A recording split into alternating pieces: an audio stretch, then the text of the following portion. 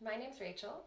I'm a gem hunter and a gemstone dealer, and I'm here today to talk a little bit about windowing in faceted color stones. So I'm going to answer 3 questions that you may have about windows. First off, what is a window? Second, how can you tell if a gem has a window, especially if you're shopping online? And 3, why would you ever want to buy a gemstone that has a window?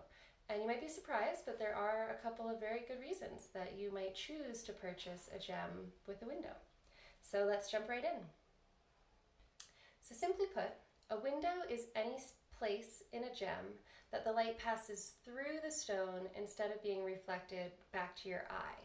So in this first picture, the gem on the right, the Asher cut, has what looks like just a big hole in the middle. There's a little color around the edge, but the center is essentially empty. Whereas the bright purple stone, you can see that color being reflected across the entire stone evenly with no blank spots. In this next example, the stone on the left has even color because all of the light that's entering the stone is being reflected back to your eye. And the stone on the right has a pretty apparent space in the middle where you can see that the light is just passing through. So just for a little more clarification on exactly what's happening here, let's take a look at the whiteboard. I know these aren't fabulous, but just for the sake of this example, these are 2 gemstones. So this gem here on the left is a properly cut gem. All that means in this case is that the angles, especially the angle here between the pavilion and the girdle, is correct. It's usually around 45 degrees, well, generally a little under. Depending on the type of gemstone, that angle, the ideal angle, is going to be different for a ruby than it would be for an emerald or for a topaz. So the cutter has to know the right angles for each stone. But here's what happens. When the angles are correct, light enters the stone, passes through the table, through the crown, into the pavilion, gets bounced across the stone, and bounced back out to your eyeball. And you see all the pretty colors of that gem. Okay, so that's a gem with proper proportions. Often what we'll see is that a stone is cut with a shallower angle between the pavilion and the girdle, this angle here.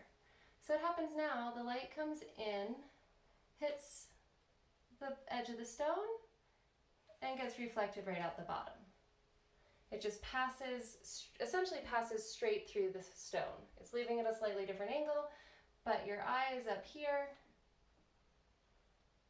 and you are getting no color coming back. You are just seeing straight through that stone. It's become essentially transparent.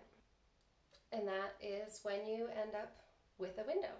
So far, I've shown you a couple pictures of windows, and they've been pretty obvious. Like this Asher cut that we looked at in the beginning, you can see it's got a little color around the edges, but the center is just a big hole or dead spot. But not all windows are this obvious. Sometimes they can be pretty subtle. Okay, so when a window is more subtle, how can you tell for sure if a gem has one or not? This can be especially challenging when you're shopping online because you'll be looking at a lot of pictures, but you'll be limited on what angles and what view you can take. The most important thing to remember when you're trying to decide if a gem has a window or not is to look at it head on. You want to be looking straight down at the table of the gem. So here's what we're going to do. There's 2 tests you can use when you're shopping. One is to hold the gem right over a piece of paper or writing. They call this the newspaper test, but obviously it could be anything with writing on it. You want to look straight down at the top of the gem and see if you can read the writing. If you can, you're looking through a window. Now I know if you're shopping online you can't do this, but you can always ask the seller to take a picture of the gem in that position. They'll know what you're looking for, and that is totally fine. You can say, hey, I want to see if this has a window. Can we do the newspaper test and take a picture or a video of that? The other thing you can do with any face-up picture of a gem, so you have to be looking straight at the table, is that you can look for 3 things: brilliance, extinction, and windowing.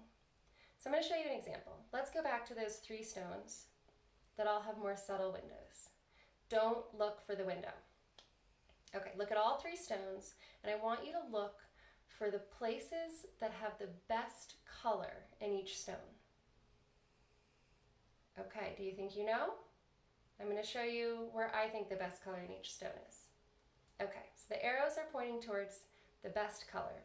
In the middle stone, it's debatable. It's got some orange and some yellow showing in this image. So I would say both are examples of good color in this stone. Okay, now we know where the best color is. Let's go back to a blank slate. Look for the dark spots in a stone. Is there anywhere that's black, where you don't see any color at all, just darkness? These are areas of extinction. They also affect the light performance and the value of a stone. In some cases, they can actually make a stone more valuable by providing contrast.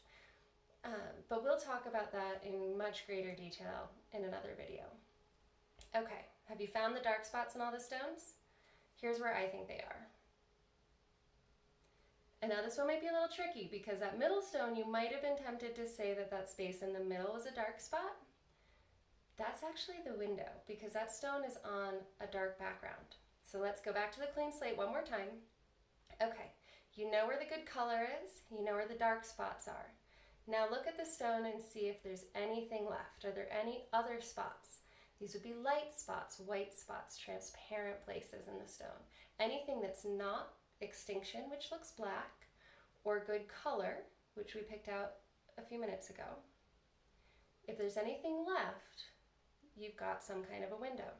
So here are the arrows showing where the windows are in these stones. And like I said, that middle stone is tricky because it's on a black background, so you might be tempted to think that that was extinction. So you've got to notice what's going on with the stone. And honestly, if I were shopping for a stone, that middle one, that's a tricky picture. There's a couple different colors going on. The window's only like half of the stone. I would absolutely contact that seller and ask him to send me more images of that stone so that I could evaluate it more fully. I have to give you one word of caution when you're doing any of these tests, either in person or looking at pictures. They only work if you're looking at the gem face on. If you look at it from an angle, almost every gemstone is going to look like it has a window. They're not meant to be viewed from the side. They're meant to be viewed face on a pendant, on a ring. So here's an example. These are two pictures of the same gemstone. If you were just looking at the picture on the left, you might be tempted to think that this stone has a window, but that's only because of the camera angle. When you see the gem face on, you can see that it's actually beautifully cut, tons of brilliance, amazing color, no windowing at all. So just be cautious. Look at your gems straight on when you're evaluating them for a window. Okay guys, so there is one more way to tell if a gem has a window when you're shopping online. This is my favorite method. Please, please, please do this. Okay, here it is. You ready? Ask the seller. And I'm not kidding. Don't be shy about this, guys. Do not hesitate to say, hey, does this gemstone have a window? Get specific. Say, tell me what percentage of this gem is windowed. What percentage shows brilliance and great color? What percentage shows extinction? A good, reputable, honest gem dealer wants you to be happy with the stone and wants you to know what you're buying. So ask these questions. They will also let you know if you are dealing with a less than reputable gem dealer, because either they won't answer your questions, you'll avoid them, they'll refuse to send more photos, or they'll just lie to you and you'll know from looking at the photos that there might be a window there and that this isn't a person you want to deal with. So please, please, please ask questions. Ask if there's a window. It will tell you so much more about the gemstone you're shopping for, and it will tell you a lot more about the gem dealer that you are negotiating with. Okay, now this is the fun part. Now you know what a window is, you know how to identify it. So what does that mean? Do you just automatically skip over any gem with a window? Absolutely not. There are actually a couple of really good reasons why you might choose to buy a gem with a window. So first, you might just love that stone. Like, take a look at this emerald cut gem. The color is fabulous. The stone is crystal clean. It's really, really beautiful. Some people actually prefer gems with windows because they show off the clarity of the gemstone so well. A really well cut stone with a lot of brilliance and color can hide a lot of flaws in a stone. So some people, I know a woman with this huge aquamarine, and she was like, yeah, it's got a massive window, but I just love this stone. Isn't it gorgeous? And it is, she's right. So please don't forget, the more you learn about gemstone quality factors and what makes a gem valuable, those are all important things to know, but you're buying a gemstone because you love it. This is about emotion, this is about passion, this is about feeling good. Like, you want to buy a stone that makes you smile, and if that stone happens to have a window, so be it. If you love it, it's perfect. The next reason you might want a stone with a window, and the reason you should know about windows, even if you're in love with a stone that has one, is because it is a bargaining piece for you. Windows always decrease the value of a stone. You might prefer the way it looks with the window. My friend with the aquamarine loves that it has a window. It still is worth less than the same stone without the window. So, when you find a stone with a window, you should always identify it and log that in your head so that when it comes time to negotiate the price on the stone, you can use that to make sure you get a fair price and a good deal. A lot of people will find a stone that has a small window, and they'll say, hey, this just doesn't bother me that much. It's still a beautiful stone. I really like it. And I can get this stone for like $2,000 less than this other stone that has a window.